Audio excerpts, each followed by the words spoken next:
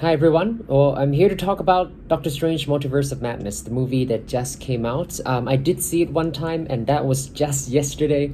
So yeah, it's pretty fresh for me. There's like so much to talk about in a way. I don't know. There's just way so much that I don't really know where to begin. I don't really want to say if I like it or not like it in total. I mean, of course, I do like the movies and so on, but at the same time, I do have some mixed feelings about this movie as well, with how the story progressed and how they delivered the like I guess maybe the more I talk and tell you about what happened in the comics may help you understand more, like why in certain ways I was pretty happy to see how the story went, but in certain ways was also quite disappointed that Marvel used a number of major event comic books and kind of they changed the story to make it a Doctor Strange story, even though in the comics they were Avenger stories and even X-Men stories. And so it turned out to be like a lower scale outcome or picture, a lower scale picture. Yeah, I guess to start us off, I'll just go ahead and mention that the beginning of the movie. Oh, which by the way, don't watch this video if you have not seen the movie, because of course there's going to be a lot of spoilers. I'm not gonna list everything that happened in the movie, of course, because I've only seen it like one time and I can't remember like every single thing. But I would definitely mention the things that really stood out, in the story, that I felt like, yeah, like that was really cool moments. Those were really cool moments. But yeah, so the first thing, like they just showed the setup for Doctor Strange in the Sanctum Sanctorum, located in New York City. Pretty much what you would expect at the beginning of the movie, especially right after we've seen Spider-Man No Way Home, and knowing how Endgame ended as well.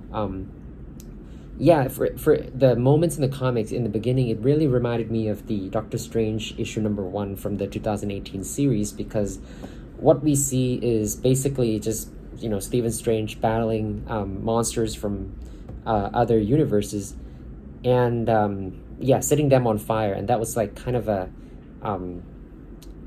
throwback to this particular comic, even though it's a different type of monster. But you do see Strange using like the same strategy to try to get away from like being captured by like a monster, and then he like flies through the multiverse and then try to knit it up.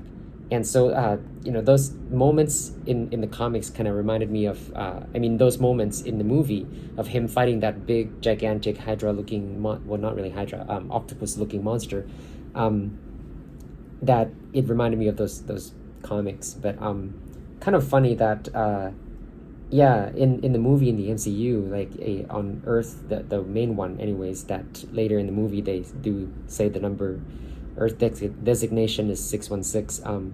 But what happened is, in the comics, Tony Stark's still alive. And so in this comic issue, you see Doctor Strange mentioning Tony Stark at one point, and then later talking to Tony Stark, and then like borrowing his technology, a spaceship, and then like going off into space, and he runs into some other problems, which then the movie deviated from that storyline. So it doesn't follow the same storyline from the comics of Doctor Strange in 2018 series anymore. They then quickly switches over to the House of M storyline from the comics. And House of M storyline is, yeah, it's huge. This is actually a comic series that's one of my favorites, but not because I like enjoyed reading through it as much as the reason why Marvel made this particular comic series. Just to give you a background of how things were back before they made House of M series in 2005. There were problems of artists and story writers to practice what is later considered lazy story writing, and that's because eventually they introduce new characters, and then they simply just say that these characters were born with a mutated gene. So essentially, they're simply mutants. They were born as mutants, but there were just too many of those characters that were being told through the comics, and so You know, like eventually you meet another character, oh, he's another mutant, and then eventually you go through the story, you meet another character, and he's just another mutant, and it's like a repeated thing that so many comic writers, they started to introduce so many that the story is not interesting anymore, because you know you don't have that uniqueness in the character. It's like the new characters introduced to the X-Men rosters were simply just another trick, another like card up somebody's sleeves, you know, as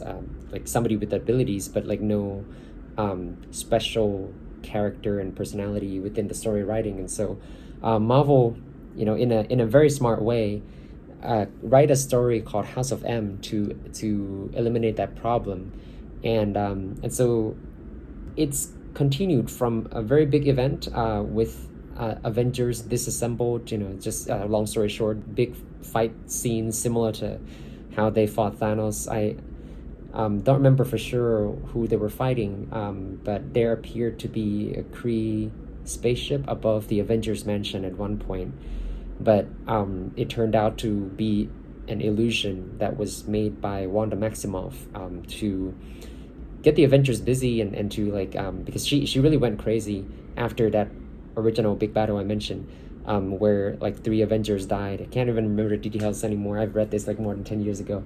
I think maybe somebody who has power similar to like Goliath and Ant-Man died, and like of course Vision was also one of the casualty, and so Wanda, she has already lost people in her lives, and she just couldn't really control her emotions. So in the comics, in the House of M, they started to go into the stories of how Wanda has these visions, that her dreams of having a family, like her kids, you know, and her being married with Vision. But in the comics, she's quickly visited by Charles Xavier in those visions, as Charles tried to reach out to her and help her.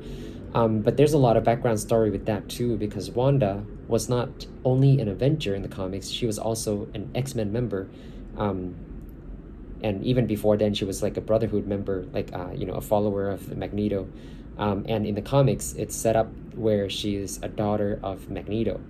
So there's like a lot to go into details about that. But you know, if you watch the movie, you know, none of that none of that was shown. None of that was mentioned. The only thing that was mentioned in the movie was that Wanda had these dreams and desires to have her kids and to have family, and for her to live in this reality where she does not have, you know, her kids, just really, really broke her. And that's a big part of why she really wants to change reality. There's a big difference between the comics story and the movie, in that the movie showed her pursuing America Chavez to try to gain her powers to be able to travel across the multiverse. But in the comics, it's not Wanda trying to earn that power, but it's Wanda already having that power since the beginning of the House of M comics. So, it's not about like traveling through the multiverse per se. It's more about her being so powerful. She taps into what the comics called chaos magic, which is like a different thing, and a different kind of level that Wanda had been able to access before this moment. And so in the House of M comics, Wanda accessing what's called chaos magic, she had the ability to change reality, but not just within one universe. She has the power to change everything in the multiverse. And this was the smart way that Marvel Comics used this story to fix the problem of having too many mutants. As you may have seen or heard before, but that by the end of the story, or before then, you know, like I just want to mention the Avengers, the X-Men, everybody just figures out like, oh, it's way too dangerous for Wanda to continue to possess this power while she is completely broken, because you don't know what she's going to do with that kind of power to be able to change the reality of the multiverse. While she's so broken, she may like change things, and like it becomes chaotic, you know. So to the point where Charles Xavier called that meeting with X-Men and Avengers, but all of them are from that universe, Earth 616, and they just Charles said those words like, we need to decide the fate of Wanda Maximoff. And the story kind of kicks up from there, but yeah, like Wanda got to the point where she changed reality so that everyone would have what they wanted, um, like what they desire in the deepest of their hearts, and that was the big thing in the comics, anyways, where you have Captain America waking up to this new reality where the world is at peace. There's no more fighting. There's no more war going on, and he's finally able to rest. And Cap's just like that's all what he's been wanting. You see him like walking around on the Shield helicarrier, and was like just happy to see that the world's at peace. You have what's really interesting was Peter Parker actually in the comics. Sadly, they did not put Spider-Man in the Doctor Strange Multiverse of Madness movie, and I guess Spider-Man had his moment in the movie just recently, but Spider-Man in the comics for House of M, he woke up in this new reality where before I tell you, like in the comics before Wanda changed reality, in this time Peter was already married to Mary Jane Watson, and they lived together, happily married. But then with the incident where Wanda changed the realities to make each individual character live in a new reality where they have what they really want most in their hearts, and Peter surprisingly woke up to see Gwen Stacy actually being his wife rather than Mary Jane. But now, if you remember, like Gwen Stacy was his girlfriend earlier, before he dated Mary Jane, and sadly, Gwen Stacy died during a battle where Peter was fighting Green Goblin, and she was thrown off Brooklyn Bridge.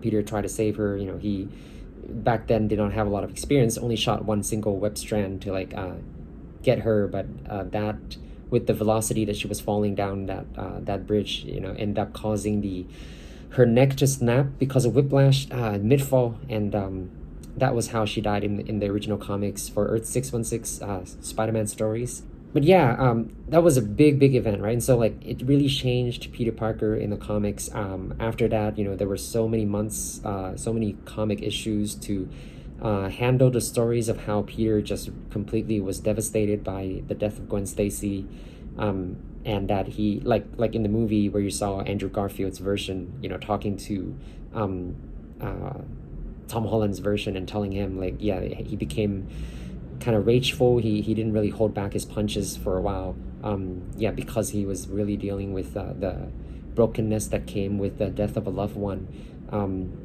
But eventually, in the comics, Peter, it took a really long time, but he kind of overcame and healed. Not completely, of course, there were scars from that, but he healed from and being okay enough to start, dating again, and eventually he falls in love with Mary Jane.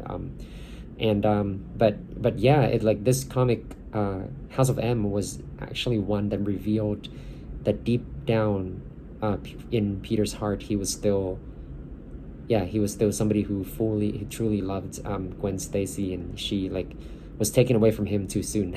So anyways, and then Wolverine was another very interesting character in the story of House of M, because Wolverine, his senses allowed him to quickly realize that it's not real. It's everything was too perfect, and he just realized, he just knows, because of his senses, he knows this is not real, it can't be real.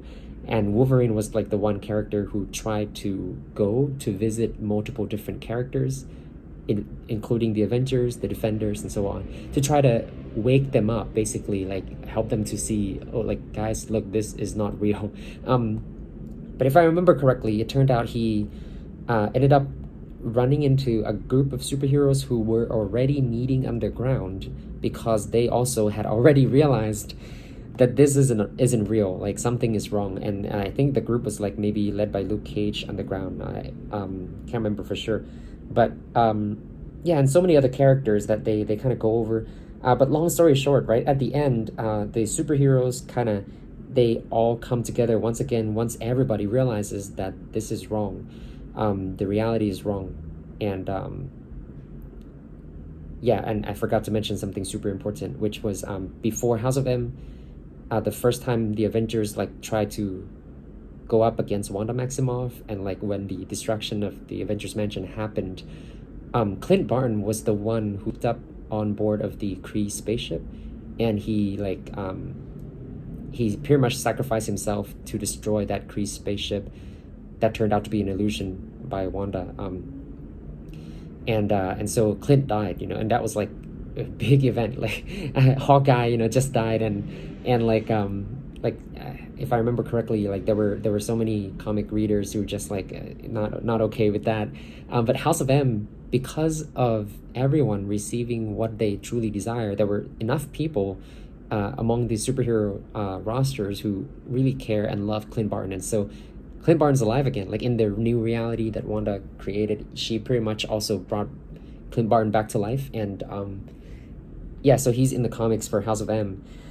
But then when they meet again with Wanda at the end of the series to face her and try to resolve this problem of her just going way too crazy about changing realities, Clint was also the first one who made it through the defensive lines and like sneak in and shot like, I don't know, a couple arrows into Wanda Maximoff, and then she's of course way too powerful. She like rewrite the reality so the arrows like disappeared from her, and then she just like almost like Thanos snap, like wishes Clint Barton to go away, so he died like the second time within like just about the same story arc. He died like twice, and at the end, I can't remember what Magneto said, but Magneto was, I think, the one who like was able to talk through to her, and that in this particular comics, it was her and her decision to see what's the right thing to do, and that was for her to give up this power, give up the ability to be able to access chaos magic. But at the same time, she was so angry and devastated, and she just decided that like maybe 2/3 of the mutant population would be gone. And so as she gives up that power, she also say no more mutants. And it's not just within one universe, but like in all the Marvel multiverse, 2/3 of the mutant population are gone. And that was the way that Marvel used this story to eliminate that problem of lazy story writing. and so, but of course they keep the important characters like Wolverine, Cyclops, Jean Grey, Bobby, Iceman, Nightcrawler, Kurt Wagner, all those characters are still there that were important, like Colossus too, and like so all those like almost no name X-Men members were just gone after that, never to return.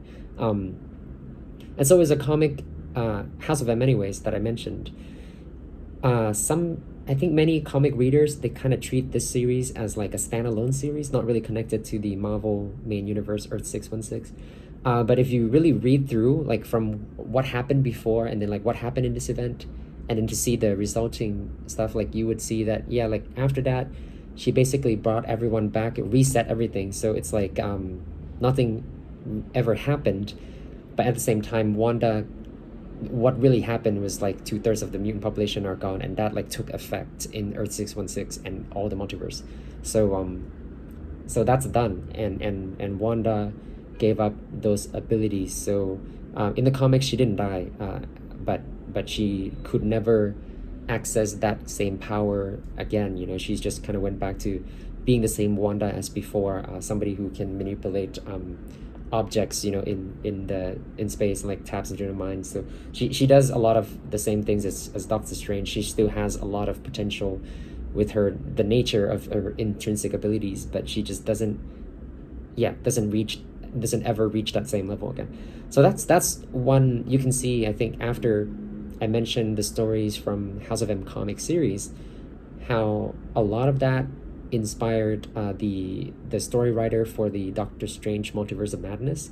But you could also see how like it wasn't really Doctor Strange comic series, it was Wanda's Wanda was the focus. And I think that's what they wanted to do with this movie, was to complete Wanda's story, and at the same time to follow the timeline that was in the comics, because this is a very important event that happened pretty soon after a super big battle that really broke the Avengers to the point where a few of them died and they all went away each one they had to manage their losses. They had to manage in their hearts, like dealing with knowing they lost their best friend or somebody they love, and like so that this is like the time for Wanda to go through this struggle, and that Doctor Strange Multiverse of Madness was kind of like the perfect movie to show this story arc, and I could see, like, that's why they chose this movie to be the one to include stories from House of M, and then like turn it into a Doctor Strange movie where you watch basically Doctor Strange versus Wanda throughout the whole movie. And I think that was the one thing that many fans have always kind of wondered between Doctor Strange and Wanda, because their powers are so similar. Like, who would win? And that was like kind of a fun thing that many comic readers may talk about. The thing is, to me, anyways, having read so many comics, I could tell you that Doctor Strange has the advantage for having the knowledge, because he's a doctor who studies, and his main abilities actually for Doctor Strange is photographic memory, and that is what really sets him apart from all the other characters who use and have similar powers. Wanda don't have that, or doesn't have that, sorry. But Wanda, she has the potential, the nature, the intrinsic ability that she taps into really, really powerful powers, but she really doesn't really know how to control them. And that was the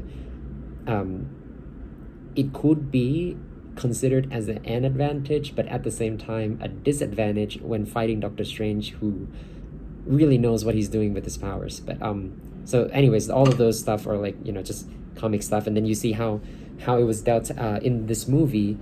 I would have to say the one thing I really like was the fact that the movie, in a sneaky way, goes over how Doctor Strange's true main power is his photographic memory, that he can look at something and within a few seconds, as he read through it, he would remember what he saw. And this really affect the story, but like I said, in a very sneaky way, because you would see the moments when finally he got to the Book of Vishanti, basically like the Book of Light. You can kind of consider it as like the opposite of the Darkhold in the movie, where that was like the Book of Darkness basically. And so he got to the Book of Light, and the idea was that you could ask the book to reveal whatever you need to be able to overcome your struggle, and the book would reveal to you like what do you need to overcome that struggle. And so that was the idea of the Book of Vishanti in the Multiverse of Madness. And Doctor Strange did see it. So the thing was, he opened it, and very quickly, right in the movie, you see the Dreamwalker Wanda shows up, and like she shoots her hex at the at Doctor Strange. It hit the book, and it turned out that it destroyed like one page, the page that Doctor Strange was about to read. But as it's like floating in the air, you could see that Doctor Strange fully pays attention to what was on that page, and that was really the reason why they defeated Wanda in the movie. Because Strange, because he read that, even though it went away, he always remembered it, and he would never forget. And he knows that the power that he needed was the power of America Chavez to access multiple realities. And Strange trusted America Chavez to be able to do that herself. By the end of the movie, Strange didn't take her power. But to allow for Wanda to have that moment to visit an alternate reality, to meet her children from an alternate reality, and to really show to her that in spite of the fact that she thinks she loves them, that they would never accept her as their mom, because all they see is a monster. And that really hit hard, like, to the character of Wanda Maximoff, right? It was the moment where she has to learn that loving someone, or including even children, is not about having them, it's about giving. Like, loving is not about having, it's about giving. And that was kind of like the theme of this story, that eventually that was unlocked and revealed, in that moments when the two Wandas stare into each other's eyes, and like just one of them, the good one anyways, like helped the one that turned evil to realize, like, yeah, it's time to go back and like I can't remember exactly what she said. I only saw this movie like one time, so I'm gonna have to go back and see it again to remember what exactly she said. But it was like a special moment, something along the line where the meaning is like, yeah, go back and like know what is really love, and like what is yeah, don't hurt other people anymore. So like yeah, and so Wanda, in the end, she destroyed the Darkhold to make sure that nobody's gonna be tempted by this kind of power anymore. And that was like the alternate version of No More Mutants. You know, like it's MC in the MCU they changed the story to where Wanda in her mind is like no more Darkhold, but it's like the same moment as the comics version of No More Mutants. And so when she did that, she destroyed the Darkhold. The Darkhold wasn't only the one in her universe of Earth 616, but also the Darkhold in all the universes in the multiverse were all destroyed at the same time. And that was shown by there was a scene, like a sequence there after that. I can't remember. Oh, it was Doctor Strange still back where he was like using his ability to dream walk into a zombie, or into a dead corpse, you know, making a zombie basically. But like yeah, and so that was like the movie equivalent.